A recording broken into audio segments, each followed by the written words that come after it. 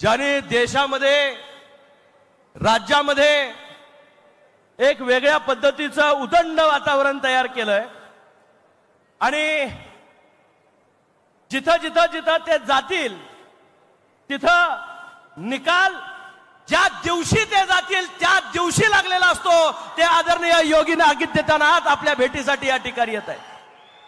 अमल साहेब 20 तारखेला मतदान आणि 23 तारखेला निकाल आहे।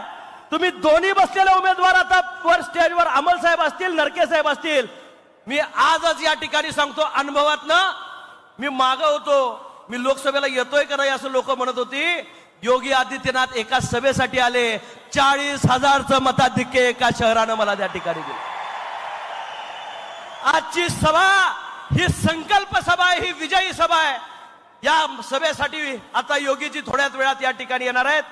आमचे मित्र आणि आपले उद्याचे होणारे आमदार अमल साहेब आपल्यामध्ये या ठिकाणी आहेत। ताराराणीच्या जिल्ह्यामध्ये आलेल्या माझ्या सर्व माता भगिनींचं मी स्वागत करताना एवढंच म्हणेन, माई मावल्यांनो, त्या काळामध्ये इंग्रजांच्या विरोधातली आपली राजधानी जपावी याच्यासाठी ताराराणी लढत राहिली। झाशीची राणी मैं मेरी झाशी नहीं दूंगी म्हणून लढत राहिली। आणि मी मुद्दामून सांगेन शोमिका महाडिक ही मी दक्षिण देणार नाही म्हणून रणरागिणी इतर लढते। मी मनापासून शोमिकाजींचं अभिनंदन करेन। अमल साहेब तुम्ही बोलत नाहीत आणि त्या थांबत नाहीत। कुणीतरी ती कमान हातामध्ये घ्यावी लागती आणि ती कमान विजयाची कमान त्यांनी हातामध्ये घेतली आणि प्रत्येक येणारा धाव आपल्या छातीवर झेलायचं काम त्या ठिकाणी करतायत। पण ते कुणाच्या विश्वासावर करतायत? इथं बसलेल्या सामान्य जनतेच्या विश्वासावर। अमल महाडिक परत आमदार होणार याच्यावर कुणीही शंका बाळगायचं या ठिकाणी कारण नाही। एक साधासा असणारा त्यांचा स्वभाव, समरस होणारा, सामान्य माणसामध्ये उडबस असणारा, कधीही गर्व चेहऱ्यावर नाही, लवलेश त्यांच्यावर दिसत नाही, काम आपला धर्म मानून काम करणारा आदरणीय मुन्ना साहेबांची साथ त्यांना आहे। जनसुराज्याचे आमचे समितजी असतील, आमच्या आदरणीय जाधव बहिणी असतील, आमचे जिल्हा प्रमुख या ठिकाणी भाजपचे असतील, या सर्वांची साथ त्यांना आहे। अनेक लोकांचं कोल्हापूर जिल्ह्यामध्ये लक्ष लागून राहिलंय ते फक्त दक्षिणकडे। मी मुद्दामून सांगेन आता वातावरण काय दिसतंय याच्यावर फार विचार करू नका। आता योगीजींची सभा झाल्यानंतर उद्यापासूनचं वातावरण तुमचं तुम्हाला जाणवायला चालू होईल।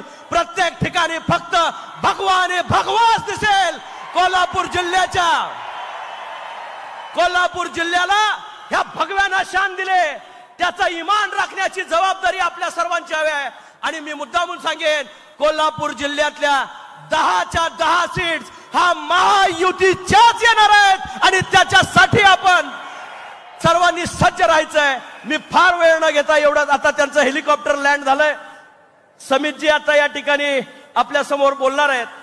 निश्चितच स्वराज्याची लढाई करताना मुडबर मावळे होते, पण त्यांच्या प्राणाच्या आहुतीवर हे स्वराज्य तयार राहिलंय। शिवछत्रपतींच्या मावळ्यांना साथ घालण्यासाठी एक भगवाधारी आपल्या नगरीमध्ये येतोय। त्याचा करिश्मा आपल्याला या ठिकाणी दिसणार आहे, त्यांचा असणारा वलय दिसणार आहे, त्यांचा असणारा त्याग। ते बोलत असताना कुठेही या ठिकाणी मुलायजा राखत नाहीत, सामान्यांच्या मधली बैठक त्या ठिकाणी बसवतात आणि आज त्या ठिकाणी ते इथे येत आहेत। अहो चालू राहू दे, नाही येऊ दे जनसुराज्य, अजून व्हायचंय, अजून हवेत आहे म्हण। भगवादारी या ठिकाणी काय असतो, त्याचं तेज काय असतं, सामान्यांच्या मध्ये त्याची असणारी ओळख काय असती। शिवछत्रपतींच्या पवित्र स्पर्शानं पुनीत झालेल्या ह्या नगरीमध्ये आज त्यांचा आशीर्वाद घेण्यासाठी, अंबाबाईचा आशीर्वाद घेण्यासाठी योगीजी या ठिकाणी येत आहेत। ही सभा विजयी सभा म्हणून या ठिकाणी ज्यावेळी मी म्हणतोय, आज या ठिकाणी आपल्या असणाऱ्या सर्व लोकांच्या ताकदीवर एक चांगल्या कार्यकर्त्यांना आपण तिथं जाण्याची संधी देत आहे। नरके साहेब असतील, त्या ठिकाणी अमलजी असतील, यांनी सामान्यांची सेवा केली आहे, सामान्य म्हणून राहिलेत, कधीही बडेजाव केलेला नाही, गोरगरिबांच्या मध्ये या ठिकाणी राहिलेत। मी तर अमल महाडिक कधी सुट्टीवर आहेत मी कधी बघितलेलं नाही, कुठं गेलेलं मी पाहिलेलं नाही। ते निव्वळ आणि निव्वळ मतदारसंघामध्ये रमतात, सामान्यांच्या मध्ये जातात, त्यांच्या पाशी या ठिकाणी बसून आपले प्रश्न सोडवण्याचे प्रयत्न त्या ठिकाणी करतात। मुख्यमंत्र्यांच्या लाडक्या बहिणीने जरा हात वर करायचा, तुमच्यावर जबाबदारी आहे बाबा। ज्या बहिणी आहेत ना, त्या बहिणींनी आता महाराष्ट्राची ही विकास यात्रा हातामध्ये या ठिकाणी घेतली आहे आणि मला निश्चित खात्री आहे की आपल्या तिन्ही लाडक्या भावांना महाराष्ट्राचे मुख्यमंत्री आणि दोन्ही उपमुख्यमंत्री ही त्यांच्या परीने संपूर्ण महाराष्ट्रभर सेवा देण्याचा प्रयत्न या ठिकाणी करतायत। आतापर्यंत जेवढे झाले नव्हते तेवढे निर्णय महाराष्ट्रामध्ये या शासनाने 2-2.5 वर्षामध्ये या ठिकाणी करून दाखवले आणि त्यांना आधार देण्याचं काम आपण सर्वांनी या ठिकाणी करायचं आहे। निश्चितच उद्याच्या काळामध्ये महायुतीचं शासन येत असताना 2-2 शिलेदार आले। क्षीरसागर साहेब आले का? कोल्हापूरचे आमचे क्षीरसागर साहेब सुद्धा, म्हणजे या तिघांचे मतदारसंघ लागून लागून इथं आहेत। 10 विधानसभा मतदारसंघामध्ये याचा इफेक्ट त्या ठिकाणी होणार आहे। निश्चितच आजची सभा ही उद्याच्या विजयाची मुहूर्तमेढ रोवणार आहे। कुठे धनुष्यबाण असेल, कुठं कमळ असेल, कुठं घड्याळ असेल, कुठं नारळाची बाग असेल, तिथं आपण या ठिकाणी मतदान करावं। काही तालुक्यांमध्ये राजेंद्र पाटील यड्रावकरांचं मतदान करत असताना त्यांना शिट्टी हे त्या ठिकाणी त्यांचं मतदान चिन्ह आहे। प्रत्येक गावागावामध्ये एक जल्लोषी वातावरण आपल्या कोल्हापूर जिल्ह्याच्या कानाकोपऱ्यामध्ये त्या ठिकाणी आहे। जिल्ह्यातल्या सामाजिक एकोपा जपणं, सामान्य माणसाला ताकद देणं आणि त्याच्या भविष्यासाठी काम करणं, या मातीतून नवीन निर्मिती निर्माण करणं, तुमच्या आमच्यामधनं योग्य माणसाला त्या ठिकाणी निवडून पुढे पाठवणं हा संकल्प घेऊन आज आपण या ठिकाणी एकत्र जमलोय। भाजपने जो नारा दिलाय, एक है तो सेफ है, एकीमध्ये बळ आहे। 5 बोट वेगवेगळी असतील, त्याची मुठ्ठी झाली की त्याची ताकद तयार होती। आज एक वज्रमुठ खऱ्या अर्थानं सर्वसामान्य माणसानं, त्यांच्या गोरगरिबांनी आज महायुतीच्या शासनाच्या पाठीशी या ठिकाणी उभी केले।